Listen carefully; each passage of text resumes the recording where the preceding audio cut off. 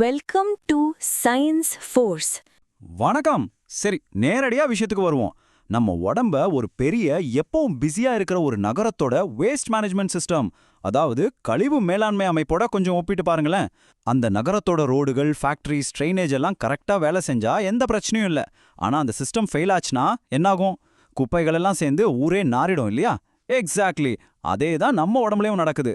இன்னைக்கு நம்ம அலசல்ல இந்த சிஸ்டம் எப்படி வேலை செய்யுது, அது எங்கெங்க ரிப்பேர் ஆகுது அப்படிங்கறத ரொம்ப சுவாரஸ்யமா டீகோட் பண்ண போறோம். இன்னைக்கு நம்ம பார்க்க போற மேப் இதுதான். உடம்போட வேஸ்ட் மேனேஜ்மெண்ட் சிஸ்டம். பிலிருபெனோட பயணம். 3 வகையான காமால. அதுக்கான காரணங்களை எப்படி கண்டுபிடிக்கிறது, அப்புறம் ட்ரீட்மெண்ட்ஸ். ஒரு சாதாரண ஆள்ல இருந்து இத பத்தி படிக்கிற மெடிக்கல் ஸ்டூடெண்ட்ஸ் வரைக்கும் எல்லாருக்கும் இது ரொம்பவே யூஸ்ஃபுல்லா இருக்க போகுது. முதல் பகுதி பாடிஸ் வேஸ்ட் மேனேஜ்மெண்ட் சிஸ்டம். ஒரு நோய் வந்த உடம்பு பத்தி பேசுறதுக்கு முன்னாடி ஒரு ஆரோக்கியமான உடம்பு எப்படி தன் கழிவுகளை சரியா கையாளுதுன்னு முதல்ல தெரிஞ்சுக்கலாம். இங்க நீங்க புரிஞ்சுக்க வேண்டிய மிக முக்கியமான விஷயம் ஒன்று இருக்கு. ஜாண்டிஸ், அதாவது மஞ்சக்காமாலைங்கிறது ஒரு நோய் கிடையாது. ஆமாங்க, அது வெறும் ஒரு அறிகுறி தான். நம்ம கார்ல திடீர்னு செக் இன்ஜின் லைட் எரியும் தெரியுமா? அதே மாதிரி தான் இதுவும். உடம்புல பிலிரூபின் அப்படிங்கிற மஞ்சள் நிற கழிவை வெளியேற்றுறதுல ஏதோ பெரிய சிக்கல் இருக்குன்னு நம்ம உடம்பு நமக்கு அடிக்கிற ஒரு வார்னிங் பெல் தான் இது.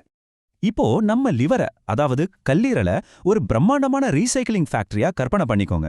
ரத்தத்துல இருக்கிற எரித்ரோசைட்ஸ் எனப்படும் சிவப்பணுக்கள் தான் உடம்பு முழுக்க ஆக்சிஜனை சுமந்து போற டெலிவரி லாரிகள். இந்த லாரிகள் சுமார் 120 நாட்கள் நான் ஸ்டாப்பா உழைக்கும். அப்புறம் பழையதானதும் அதை கண்டிப்பா ரீசைக்கிள் பண்ணியே ஆகணும். இந்த ஃபேக்டரியில இருந்து கழிவுகளை வெளியேற்றுற ட்ரைனேஜ் பைப்புகள் தான் பைல் டக்ட்ஸ். இந்த முழு செட்டப்பும் பர்ஃபெக்டா வேலை செஞ்சாதான் நம்ம ஆரோக்கியமா இருக்க முடியும். ரெண்டாவது பகுதி த ஜர்னி ஆஃப் பிலிரூபின். சரி, இந்த கழிவு எப்படி உருவாகி எப்படி வெளியே போகுதுன்னு அந்த பயாலஜிக்கல் பயணத்தை பார்ப்போம் வாங்க. இதுல மொத்தம் 3 முக்கியமான ஸ்டெப்ஸ் இருக்கு. முதல்ல, தினமும் லட்சக்கணக்கான பழைய ரத்த அணுக்கள் ஸ்ப்ளீன், போன் மேரோ, அப்புறம் லிவர்ல அழிக்கப்படுது. இந்த அணுக்களுக்குள்ள இருக்கிற ஹீமோகுளோபின் உடையும் போது அதிலிருந்து ஹீம் அப்படிங்கிற இரும்பு சத்து வெளியாகும். இதுதான் பல கெமிக்கல் மாற்றங்களுக்கு அப்புறம் மஞ்சள் நிற கழிவா மாறுது. 2வது ஸ்டெப், லிவர் இதை உள்ள வாங்கி ப்ராசஸ் பண்ணும். 3வதா, இது பித்த நீரோட கலந்து குடல் வழியா வெளியேற்றப்படும். சிம்பிள் இல்லையா? இந்த 2 ஸ்டேஜையும் நாம கண்டிப்பா கம்பேர் பண்ணி பார்க்கணும். ஆரம்பத்துல உருவாகிற அன்கான்ஜுகேட்டட் பிலிரூபின் தண்ணீர்ல கரையவே கரையாது. அதாவது தண்ணியில எண்ணெய் ஊத்துன மாதிரி. இது ரத்தத்துல தனியா போக முடியாதுங்கிறதால ஆல்புமின் அப்படிங்கிற ஒரு புரோட்டீன் கூட சேர்ந்துகிட்டு ஒரு விஐபி மாதிரி டிராவல் பண்ணும். ஆனா லிவர்க்குள்ள போனதும் அங்க இருக்கிற யூடிபி குளுக்குரோனல் டிரான்ஸ்ஃபரேஸ் அப்படிங்கிற என்சைம் இதை தண்ணீர்ல கரையக்கூடிய கான்ஜுகேட்டட் பிலிரூபினா மாத்திடும். இது எப்படின்னா, குப்பையை ஒரு பிளாஸ்டிக் கவர்ல போட்டு சீல் வச்சு தூக்கி போட ரெடி பண்றதுக்கு சமம். சரி, இப்படி சீல் வைக்கப்பட்ட குப்பை குடலுக்குள்ள போனதும் என்னாகும்? அங்க இருக்கிற சில நல்ல பாக்டீரியாக்கள் இத 2 முக்கிய பொருட்களா மாத்துது. ஒன்னு ஸ்டர்கோபிலின், இதுதான் நம்ம மலத்துக்கு அந்த பிரவுன் கலரை கொடுக்குது. இன்னொன்னு யூரோபிலின், இது நம்ம யூரினுக்கு அந்த மஞ்சள் கலரை கொடுக்குது. நம்ம உடம்போட டிசைன் எவ்வளவு ஆச்சரியமா இருக்கு பாருங்க. 3வது பகுதி 3 டைப்ஸ் ஆஃப் ஜாண்டிஸ். இவ்ளோ சூப்பரா வேலை செய்யற நம்ம ஃபேக்டரி எப்படி ரிப்பேர் ஆகுதுன்னு இப்ப பாப்போம். இந்த ஸ்லைட்ல ரொம்ப சுவாரஸ்யமான விஷயம் என்னன்னா, ஃபேக்டரி எப்படி ஃபெயில் ஆகுதுங்கிறதா நம்ம 3 வகையா பிரிக்கலாம். 1 ஹீமோலைட்டிக், அதாவது ஃபேக்டரிக்கு வர்ற மூலப்பொருட்கள் அளவுக்கு அதிகமா வர்றது. 2 ஹெப்பாட்டிக், ரீசைக்ளிங் ஃபேக்டரியே டேமேஜ் ஆகிறது. 3 அப்ஸ்ட்ரக்டிவ், ட்ரைனேஜ் பைப்புகள் பிளாக் ஆகிறது. மெடிக்கல் ஸ்டூடெண்ட்ஸ் கவனிக்க வேண்டியது என்னன்னா, இந்த குறையிற ஹாப்டோகுளோபின் அளவுகள் இல்ல அதிகமாகிற என்சைம் லெவல்ஸ் மாதிரியான லேப் ரிசல்ட்ஸை வச்சு எந்த இடத்துல பிரச்சனைன்னு ரொம்ப ஆக்யூரேட்டா நம்மளால கண்டுபிடிச்சிட முடியும். முதல்ல ப்ரீஹெப்பாட்டிக் காரணங்கள். ஃபேக்டரிக்கு ஏன் தாங்க முடியாத அளவுக்கு மூலப்பொருட்கள் வருது?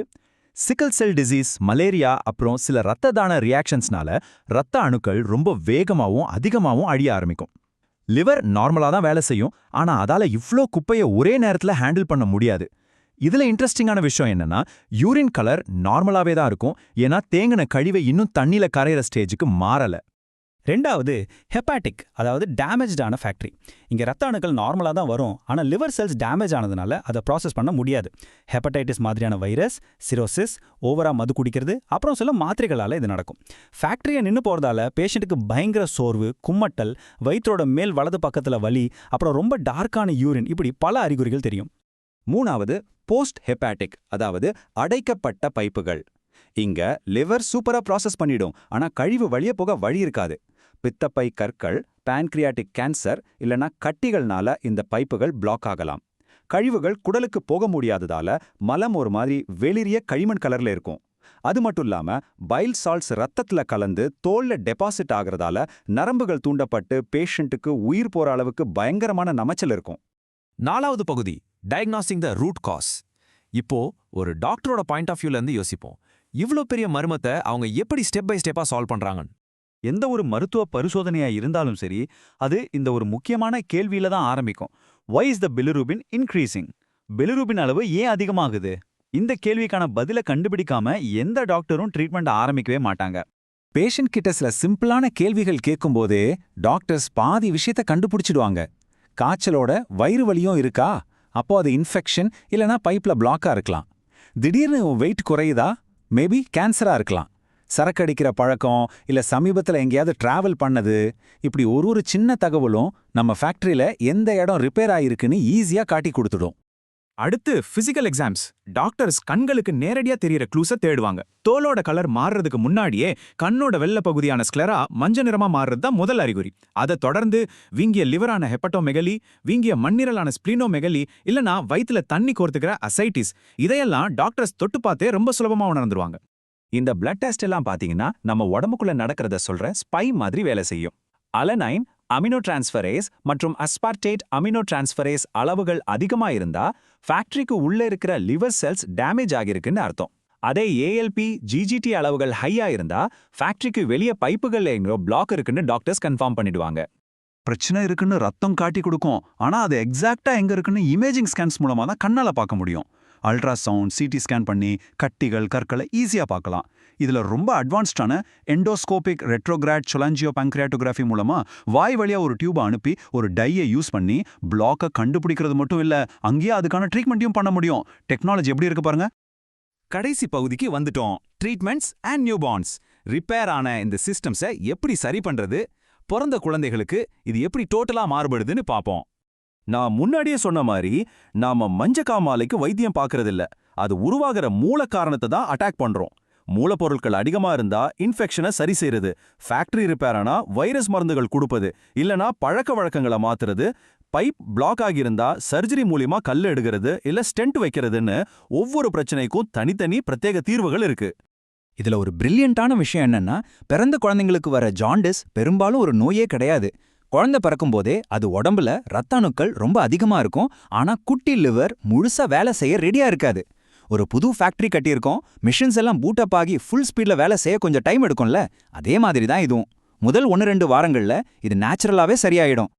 ஆனா சப்போஸ் குழந்தைக்கு பிலிரூபின் அளவு ரொம்ப அதிகமாயிடுச்சுன்னா ஃபோட்டோதெரப்பி அப்படிங்கிற ஒரு அட்டகாசமான ட்ரீட்மெண்ட் கொடுப்பாங்க. இந்த ஸ்பெஷலான ப்ளூ லைட் என்ன பண்ணும் தெரியுமா? பிலிரூபினை லிவரோட ஹெல்ப்பே இல்லாம ஆட்டோமேட்டிக்கா தண்ணில கரையிற ஃபார்முக்கு மாத்தி உடம்ப விட்டு சேஃபா வெளியேத்திடும். எந்த ஒரு மருந்தும் இல்லாம வெறும் வெளிச்சத்தை மட்டுமே வச்சு கழிவை வெளியேத்துறது மெடிக்கல் உலகத்துல ஒரு மேஜிக் தான். சோ ஃபைனலா நம்ம புரிஞ்சுக்க வேண்டியது இதுதான். உங்க உடம்போட மாபெரும் ரீசைக்ளிங் ஃபேக்டரியான உங்க லிவர் உங்களுக்காக ஒவ்வொரு நாளும் ஒவ்வொரு செகண்டும் எந்த ஒரு ரெஸ்டும் இல்லாம உழைச்சுக்கிட்டே இருக்கு. நம்ம சாப்பிட்ற சாப்பாட்டுல இருக்கிற நச்சுக்கள்ல இருந்து நம்ம போடுற மாத்திரைகள் வரைக்கும் எல்லாத்தையும் சுத்திகரிக்கும் அந்த சூப்பர் ஃபேக்டரிய பத்திரமா பாத்துக்க நீங்க இன்னைக்கு என்ன செய்ய போறீங்க? கொஞ்சம் யோசிச்சு பாருங்க. இன்று ஏதேனும் ஒரு புதிய விஷயத்தை கற்றுக்கொண்டது உங்களுக்கு மகிழ்ச்சி அளித்திருந்தால் மறக்காமல் லைக், ஷேர் மற்றும் சப்ஸ்கிரைப் செய்யுங்கள்.